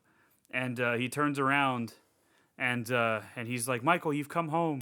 And then he just lets Michael kill him. But like, I don't know, Little John had a little knife. I don't know. No, Little John had the bigger knife, right? Mm-hmm. Yeah. Little John had the bigger knife. I don't know what he was going to do. Big John took the little knife. And he took all his jewelry off, too. And Jamie Lee Curtis in the commentary was like, please tell me that was an actor choice. And David Gordon Green was like, yeah, he wanted to do that, so that's what he did. Yeah, it adds character. I like that. But then they both die. And a lot of people were like, oh, this movie's homophobic because Michael kills 2 gay men. Yeah, what the fuck do you think a masked serial killer is gonna do to 2 people that are living in his house? They could have been children, and he would just fucking pop their heads off. Like, Michael did not kill them because they were gay. Michael killed them because they were in his home. And also, I consider Michael a gay ally, an LGBT ally, because this man took the time and effort to not only pose their bodies in a role reversal based on a picture that was in their study. Not only did he take the time to lovingly pose them like that, but then he took the time to put on a lovely fucking love song on the record player, and I could just picture Michael just sitting there being like, okay, you just gotta fucking drop the needle. Just gotta drop the needle just calmly. Fucking he fucks up, and you gotta do it again, and he's just like, okay, you just gotta do it real slow. Just take it easy, Michael. He's like hands shaking because he's nervous, and then he gets it. So my man went through all that time to do that. You're gonna tell me he hates gay people? No! He respected their love, and he respected what they did to his home. Don't come at me with that shit. He loves them. That is such a he supports them. Stupid complaint to draw from this movie. He loves them. The people will literally find anything to fucking complain about, and it's ridiculous. Yeah, it's what's ruining a lot of things in the world right now. Like, he's a serial killer. He's gonna kill whoever's in his home, my guy. It's fine. We're gonna cancel Metallica because they did this and that when they were like 18. I don't remember what they did when they were 18. Who fucking cares? But you can't. I mean, you can't even. Cancel culture is not real, Justin. You can't cancel Metallica. Everybody that's been canceled still has their career. Yeah, it's no, ridiculous. You people achieve nothing. It's all just stop being the Tommy Doyles of the world. It's all just for optics. That's all it is. If anything, it helps the people that they criticize, which is and a whole nother problem. Side note: Stranger Things is overrated. Yeah, I only watched the first season and I was kind of ho-hum on that, I guess. Greatest scene in TV history right now. He played fucking Master of Puppets. Wow. Yeah, I mean, apparently it was a cool scene. I don't know. I'm not gonna. It wasn't even that cool. I'm not gonna watch Stranger Things. I don't know, man. Maybe it was. I'm not into it. It worked for some people. I don't really care about Stranger Things though. But anyway, yeah, it's a stupid thing to complain about with this. It's not. I don't think David Gordon Green is a homophobic man. The gay people weren't portrayed as stereotypes. They were portrayed as their own individual characters, and Michael lovingly posed them after he killed them because they took care of his house for him. And I think somewhere deep down in that fucking evil cavernous heart, he appreciated them and he loved them. But anyway, after that, Lonnie takes Cameron and Allison to go hunt down Michael at the Myers house. Lonnie decides to go in first because he's stupid. Well, he's like, I'm not going to let my kid and my kid's girlfriend get killed. Well, boy, do I have bad news for you, Lonnie. Lonnie goes in, shoots one gunshot. So then Cameron and Allison go in. They start hunting. They don't find Michael. Then they get upstairs and find Michael's very loving and tender. Allison finds it. Allison finds Michael's very loving and tender display to Big John and Little John's. I don't know why she love. gave it such a reaction too. Like, I don't know, because it's. I mean, if you see two dead people, Justin, maybe you won't react, but I'm just the average person would be like, "Oh no!" So then, plus she probably wanted a knife just in case too. It's She had a shotgun. Yeah, but like you never know. Oh wait! First, when they're downstairs before they go find the bodies and everything. Oh, like, yeah. They open a closet and Michael put a pumpkin in there. I just laughed because Allison shoots the shotgun and it like slides her back on the floor. Yeah, that's great. And and then yeah, they're upstairs. Allison takes the knife out of Little John. It's just as a backup weapon. And then she hears Cameron's looking at a closet because he's like, that's suspicious. And then he looks up and sees his dead dad in like the attic, like crushed into the attic door. And then he's like, "Oh no, Dad!" And then Michael pops out and he just screams and gets got pretty quickly. He gets stabbed in the stomach. He screams and Allison's like, "Cameron!" Like she didn't just hear him scream. And then she turns off the record player for some reason. Before she goes out, she's like, "I'm not dying to this fucking song." Yeah, and then she tries to shoot Michael with the shotgun. He pushes the gun out of the way, so she stabs him. She just starts going ham, Yeah, she shanking stabs Michael him several times. He grabs her, hits her head on one of the the banister. like banister. That's what it was. It hits her head on one of the banisters and just pushes her down, and she breaks her leg. She falls and like her knee bends in a weird way that always makes me Justin ache when I look at it because Justin doesn't like it. I've bent my knee in the wrong direction so many times and it hurts like a bitch. Yeah, and then Justin cried like a little baby when we were watching it just now. It was No, funny. I didn't. Anyway, so then Michael grabs fucking Cameron, who took the knife out of his fucking stomach before going for the gun to try to kill Michael, by the way. You don't pull a knife out when you're stabbed. You leave it because pulling it out is going to do more damage. Doesn't really matter anyway because then Michael grabs Cameron by the hair and shoves him through the I like when he reaches for the gun, he stomps on his wrist and you just hear the cracking and the loud yeah. And then he grabs him and shoves his head through like the slats on the fucking staircase and just like breaking his neck every which way. Real rough. Allison's upset. And then she's like trying to intimidate Michael, so Michael comes down and then he stops and breaks Cameron's neck one last time.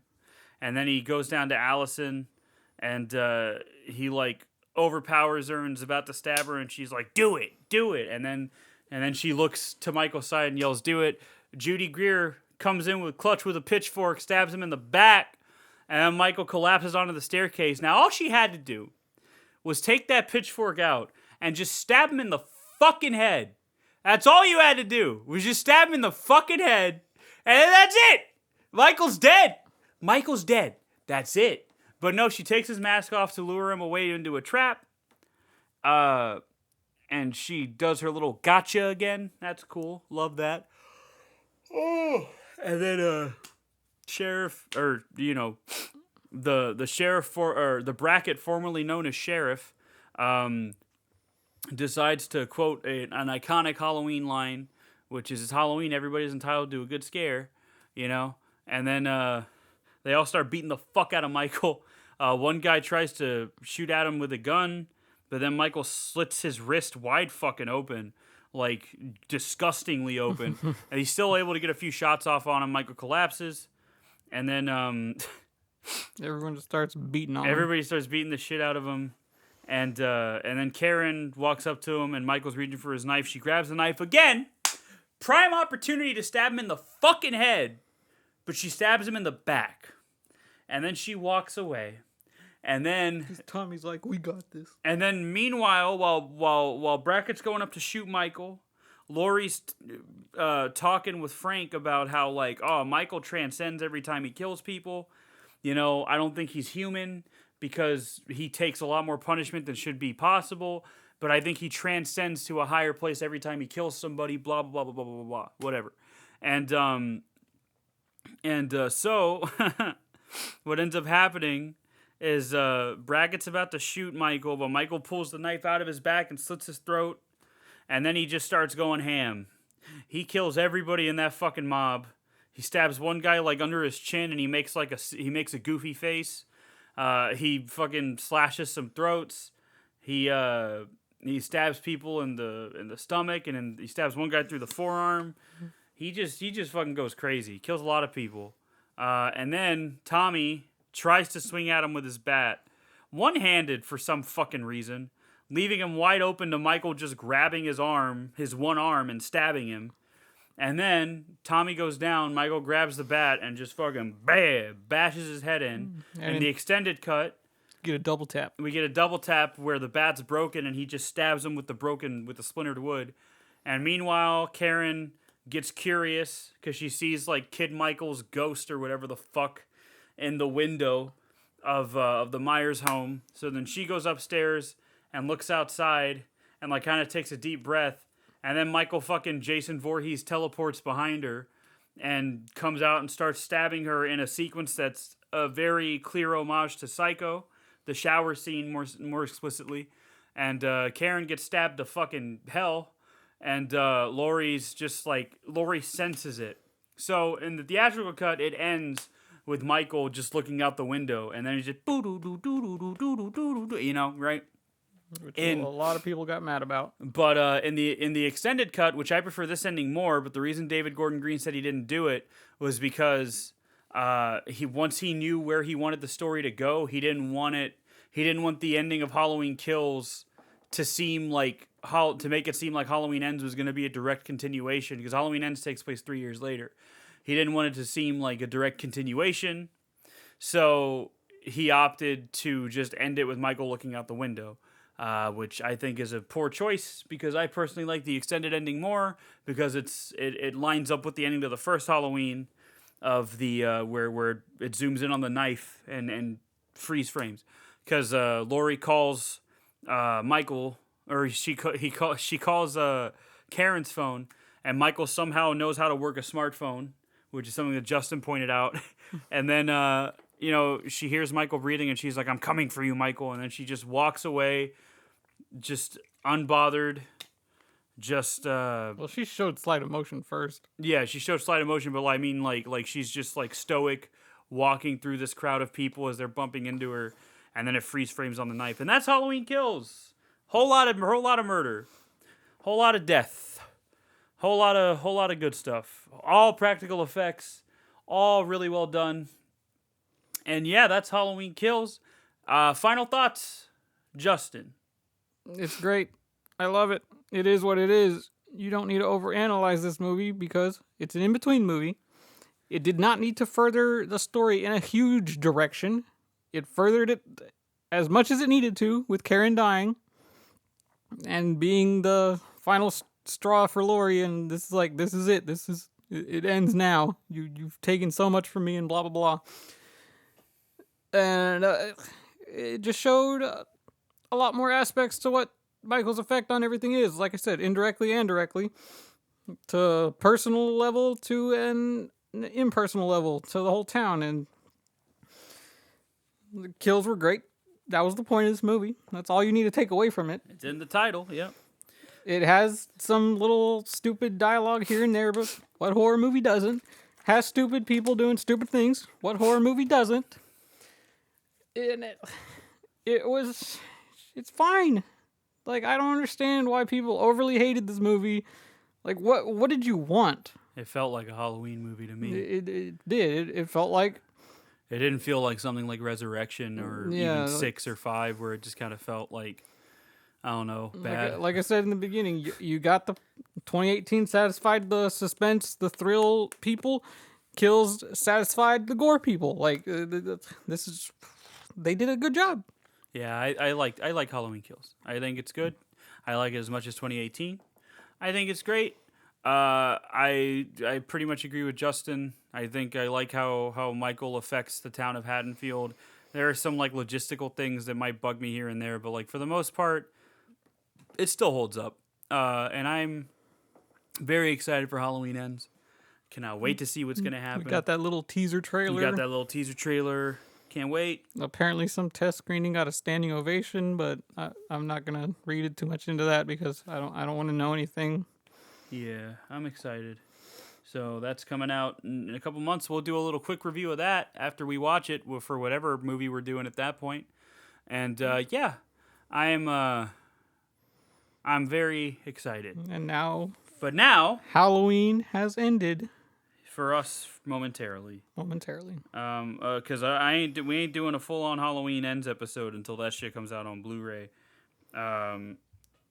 But before we go, we're gonna do probably 3 or 4, I want to say 4 one-offs next, which are going to be movies that aren't tied to any franchise.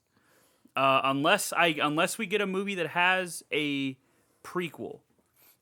That I will count as its own thing, because then we'll watch the prequel or not the prequel, but a remake is what I meant. So like something like Suspiria or The Crazies, if we get that in our little spin wheel here that I have that you can't see but that we can see. If we get something like Suspiria or The Crazies or My Bloody Valentine, which I forgot to... No, that wasn't a remake. That was a fucking sequel. Oh, God. Anyway. No, it wasn't. It was a remake. Was it a remake? Yes. Gross. Oh, my gosh. I didn't add that to the list yet. Thank God. But there are 63 movies on this list. Now we're going to spin it 3 times? 3 times? I mean, you said...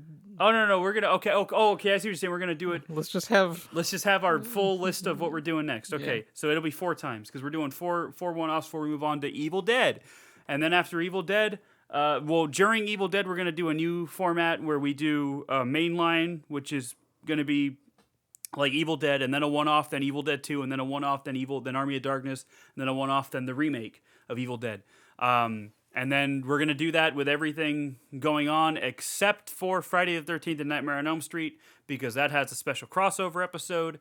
But we'll cross that bridge when we get to it. That's whiles away. Wow. But anyway, let's spin this thing 4 times. First spin, here we go. For the next movie we do. The next movie we do is going to be... Wow, this is taking forever to spin, man. I'm scared. God, I hope it lands on one of my choices. Let me see... It's going to be The Ice Cream Man. Oh. Holy shit. The fucking Ice Cream Man is next. That's what we're doing next. The fucking classic. Oh my God, this is like a classic fucking slasher movie.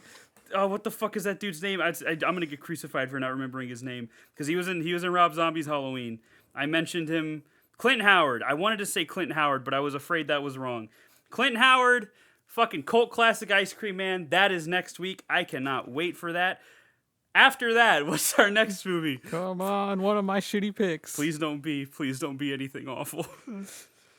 Number 11, which, oh my God. Oh no. What is it? Fucking High Tension. Okay, a fucking extreme French horror movie. Super gory. Justin's gonna love it.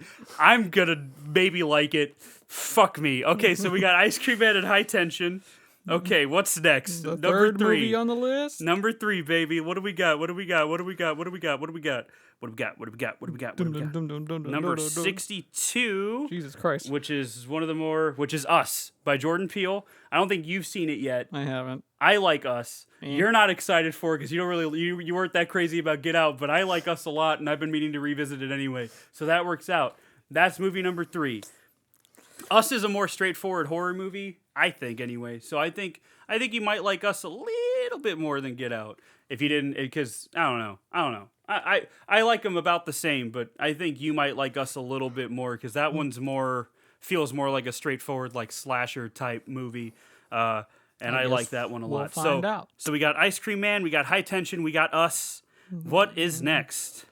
Let's see, number 55? 55. Which is The Crazies. Wow, original and remake. So that is what we got. Man, that would just barely... If it had been 56, we'd be doing Dead Alive, which is that Peter Jackson fucking crazy-ass movie. So, our lineup for the next 4 episodes is The Ice Cream Man, fucking High Tension, fucking Us, and The Crazies original and remake. That's quite the fucking list. Yep. I'm scared, Justin. I mean, It's all movies that I've maybe seen clips of or not seen completely. So, wait, The Crazies. Is Mark Wahlberg in that? The remake? He might be. It's the one where the poster's that guy carrying or dragging that pitchfork across the floor. Yeah, I think he is in. Anyways, I think I know about that one, but Hey, everything else I haven't seen. The Hills has a The Hills Have Eyes has a sequel. I need to add Last House on the Left before I forget. But so that's what we got coming up. I'm gonna type that up in a little bit. But so that means I gotta start making moves and buying those movies so I can start doing my research on them. We can get this party on the road, baby. Show on the road. Party on the road. Parties aren't on roads. Sometimes they are. I guess that's a parade technically. I want to say that's a parade. Oh, Whatever. I don't care. A party bus. I don't care. Anyway, so that's where we're at, everybody. We have finished Halloween. The gargantuan task has been accomplished. For now. And like I said, after we do the Crazies, it's going to be Evil Dead, and we're going to have a super special guest with us to cover Evil Dead, friend of the podcast, and it's going to be a fun time because I love Evil Dead. Our friend of the podcast loves Evil Dead. Justin likes Evil Dead, I think. Yes. So it's gonna be a fun old time. I don't think we're gonna cover Ash versus Evil Dead because that would be too much. Too much. But I might mention it in passing from time to time. But outside of all that, thanks for listening yet again. Subscribe. I don't know. Leave me some movie recommendations in the comments on Please. YouTube. Send me a fucking email. I don't know. Do whatever you want. Follow me on Twitter at MustachioCage. Send me a DM. I don't care. Do I even have DMs open? I don't know if I have DMs open. If I do, send me a DM of a movie you want to see us cover. I'll add it to the one-off list. And we'll go from there. So next week is the Ice Cream Man. Ice cream, Fuck you yeah. scream, we all scream for gore. Fuck yeah! All right, yeah, we're done with Halloween. Thank God, it's over. So that's that. We will bid you adieu until next time. Ague. So yeah. you. I still don't have an outro. I forgot. Did we have one last week? Intro, outro, troutro. Gwyneth Paltrow. There we go. That's all I have to say. She's scary. She's a goop. Did you say goop? Did you fucking say goop? I don't know what I said. No. If you actually said goop, that's funny because that's the name of her fucking product line. Is goop. That's weird. Then let's pretend I said that. You said goop. Okay, whatever. She named her daughter Apple. Anyway, thanks for what? She did. She named her daughter what? Apple. I think. Apple Paltrow? I don't think that's true. I'll look that up later. But anyway, thanks for listening, everybody. Hope you enjoyed. Hope you enjoyed our slight political ramblings that are only going to get worse when we cover Get Out because I'm going to have a lot to say about that one. But we're covering Us first, which isn't as political. But that's besides the point. Besides the point. We have fun doing this, so we hope you have fun listening. And we'll catch you next time. Yay. Bye-bye, everybody. Eat your greens. Stay goblin. And don't forget to sleep. Sleep better than us, because we haven't been sleeping well.